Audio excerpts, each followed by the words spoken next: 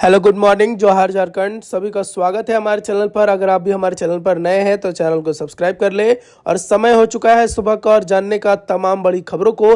तो चलिए जानते हैं झारखंड से जुड़ी हुई महत्वपूर्ण 25 बड़ी खबरों को। तो सबसे पहली बड़ी खबर, पीएम मोदी ने झारखंड के लोगों को दे दिया नया संदेश। बोकारो एयरपोर्ट को लेकर भी कह दी बड़ी बात। आपको बता दें, रविवार को बोकारो जिलों के चंदनकारी स्थित चंडीपुर फुटबॉल मैदान में भाजपा के विजय संकल्प सभा में मोदी ने सीधे प्रदेश की सरकार व कांग्रेस को निशाने पर लिया। पीएम मोदी ने धनबाद व बोकारो के ओबीसी व एसटी वोटरों को साधते हुए कहा कि जब ये समाज एक हुआ है, कांग्रेस के पेट में दर्द हो गया है। 1990 में ओबीसी का आरक्षण मिला, तब से कांग्रेस 200 सांसद भी लोकसभा नहीं पहुंच सके। इसलिए कांग्रेस पार्टी फिर से इस समाज की एकता को तोड़ना चाहती है।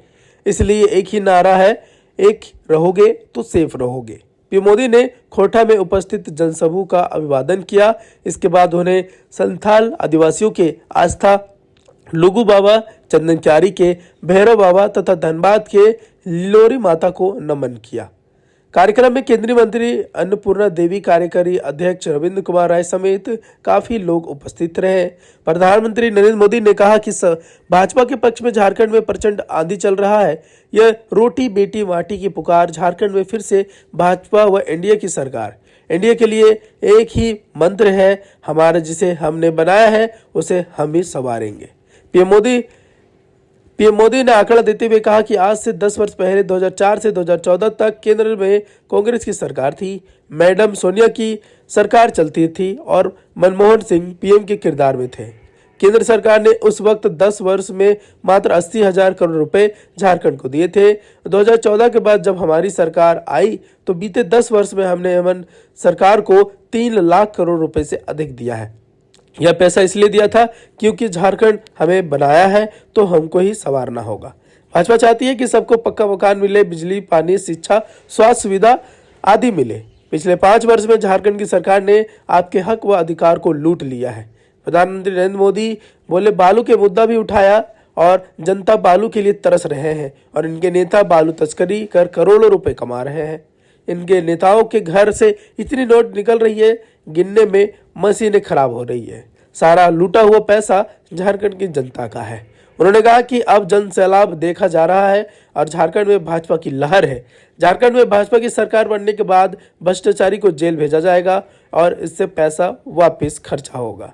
उन्होंने कहा कि केंद्र का पैसा बिना सरकार के हस्तक्षेप के कई योजनाओं के लिए खर्च हो सकता है। भले यह पैसा भी भ्रष्टाचार में भेंट चढ़ जाती थी, लेकिन अब हर योजना का पैसा सीधे लाभुकों के खातों पर आ जाएगी। हमने 50 से अधिक रेलवे स्टेशनों को आधुनिक बनाया और इस प्रकार काफी बड़ी योजनाएं लाई। सुभाष यादव के लिए झारखंड में लालू ने खुद संभाला मोर्चा। कोडरमा में बोले, बीजेपी को ऐसे उखाड़ फेंकेंगे कि देखते ही बनेंगे।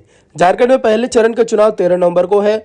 इसके लेकर सियासी गहमागहमी तेज हो गई है। इस बीच राजव, आपको बता दें, आरजेडी अध्यक्ष लालू प्रसाद यादव की चुनाव प्रचार के लिए झारखंड पहुंचे हैं।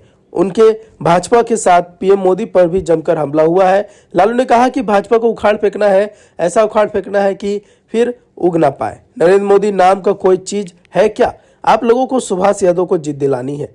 ये रविवार को कोडरमा विधानसभा क्षेत्र के मरकच्चो प्रखंड के गुरा मैदान में चुनावी जनसभा को संबोधित कर रहे थे। यहाँ से पटना के बेवर जेल में बंद बहुचर्चित सुभाष यादव राजद के टिकट पर चुनाव लड़ रहे हैं और उन्होंने कहा कि बहुत ठोक बजाकर सुभाष यादव को अपने बीच में दिया है। आप लोग गांव-गांव में घूमकर अपील कीजिए और सुभाष यादव को जिताइए। हम पहला रिजल्ट आपका कोडरमा से सुनेंगे। उन्होंने कहा कि हमने राष्ट्रीय जनता दल बहुत मजबूती के साथ बनाया है और यहाँ पर घटकों के साथ हमारी गठबंधन कराया है। अब देश दुनिया में लोग गठबंधन को जानते हैं। उन्होंने प्रधानमंत्री पर निशाना साधते हुए कहा कि नरेंद्र मोदी नाम का कोई चीज नहीं है। कोडरमा में हमारा काफी योगदान रहा है। यहाँ सुभाष यादव ने काफी मेहनत की है और आप उन्हें जिताएं। हम 2 दिन तक आप लोगों के बीच रहेंगे। उन्होंने भारतीय जनता पार्टी पर निशाना साधते हुए कहा कि हमारी पार्टी हमारा दल है, हमारी ताकत के सामने भाजपा की कोई ताकत है क्या? इसके बाद वो विशेष रथ में सुभाष यादव के साथ झुमरी तलिया स्थित आवास के लिए रवाना हो गए। उनका कार्यक्रम सुबह 10 बजे से तय था, लेकिन यह करीब 2:20 बजे तक पहुंचे। देर से पहुंचने पर उन्होंने कहा कि हवाई अड्डा पर हम हेलीकॉप्टर पर बैठे तो वहां डर गए। ना बटेंगे ना टूटेंगे, चुनाव में ये जरूर कूट जाएंगे। हेमंत ने बीजेपी को दिया नया संदेश, बोले दोबारा आते ही आपको भगा देंगे। मुख्यमंत्री हेमंत सोरेन ने भाजपा के नारे बटेंगे तो कटेंगे पर अपनी प्रतिक्रिया व्यक्त करते हुए कहा कि ना बटेंगे ना टूटेंगे, लेकिन चुनाव में ये भाजपा को कूटे कर जरूर भगाएंगे। उनकी सरकार द्वारा रांची को कराची बना देने तथा बांग्लादेशी घुसपैठियों से संबंधित आरोपों पर पहले तो उन्होंने कहा कि विरोधियों के हर आरोप का जवाब देने का उन्हें ठेका नहीं ले रखा है। बाद में कहा कि ये लोग गरीब को बरगलाने के लिए झूठे नारे और आरोप गढ़ते हैं। भाजपा के इंटरनेट मीडिया पर रेस होने के सवाल पर उन्होंने कहा कि वे बहुत चीजों में इनसे पीछे जा रहे हैं। उन्होंने कहा कि ये न केवल बुद्धि से सातिर है बल्कि संसाधनों से भी भरपूर है। इनका भोंपू भी हवाई वोल्टेज का है, एम्पलीफायर भी बड़ा है, तकनीकी से भी लेस है। हम तो आदिवासी और दलितों के लिए काम करते हैं और हमने अपने संसाधन में ही करते हैं। आदिवासी दलित गरीब भी इस चीज को समझते हैं। दोबारा सरकार के आने पर प्राथमिकता के सवाल पर उन्होंने कहा कि उन्हें जनता दोबारा मौका देती है तो वे सामाजिक सुरक्षा को ध्यान में रखकर काम करेंगे। युवाओं के लिए अधिक से अधिक रोजगार के अवसर प्रदान करते हैं। महिला सशक्तिकरण, डायन बिसाही पर रोक उनकी प्राथमिकता होगी। हेमंत ने कहा, हमने कई नियुक्ति नियमावलियां बनाकर नौकरी के दरवाजे खोल रहे थे, उसमें युवाओं की एंट्री ही होने वाली थी कि चुनावी परीक्षा की घड़ी आ गई। आज कहा कि उन्होंने 5 वर्षों में जो लकीर खींच दी है वह एनडीए के लिए बड़ी दीवार साबित होगी। उन्होंने कहा कि झारखंड पहला राज्य है जहां के बच्चे उच्च शिक्षा के लिए विदेश जाते हैं, जहां स्वजन पेंशन योजना लागू है, जहां कर्मचारियों को पुरानी पेंशन दे है, मरीजों को एयर एम्बुलेंस से दूसरे राज्यों के अस्पताल पहुंचाते जाते हैं। हमें तो अपने कार्यकाल पर पूरा समय भी नहीं।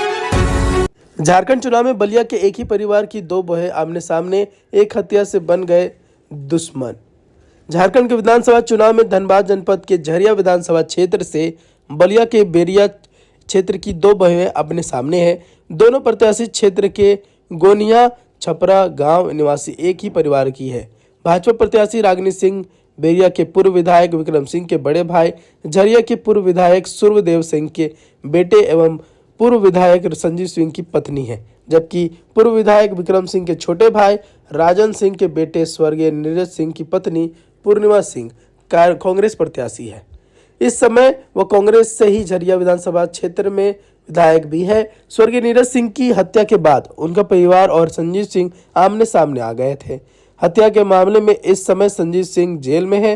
पिछले चुनाव में रागिनी सिंह ने संजीव सिंह को चुनाव में हराकर झरिया सीट पर कब्जा जमा लिया था। अब इस बार भी देवरानी रागिनी सिंह और जेठानी पूर्णिमा सिंह झरिया विधानसभा क्षेत्र की को प्रतिष्ठा बनाकर मैदान में ताल ठोक रहे हैं।